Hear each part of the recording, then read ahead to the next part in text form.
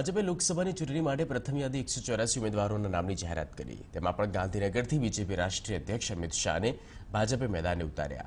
ત્યારે ભાજપના કાર્યાલયોમાં હોળીના તહેવારની સાથે દિવાળી જેવો માહોલ હતો।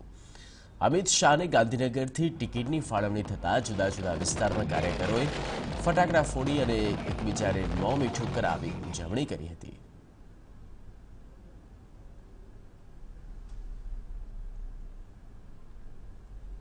ગાંધીનગર લોકસભા બેઠકથી ભાજપના રાષ્ટ્રીય અધ્યક્ષ અમિત શાહનું નામ જાહેર થતાં અમદાવાદ ભાજપના કાર્યકરોમાં ઉત્સાહનો માહોલ છે।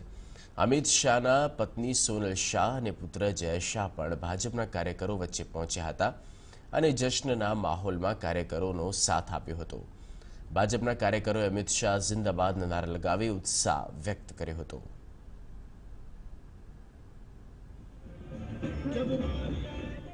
ગાંધીનગરની સીટ ઉપરથી માન્ય રાષ્ટ્રીય અધ્યક્ષની જાહેરાત થઈ છે।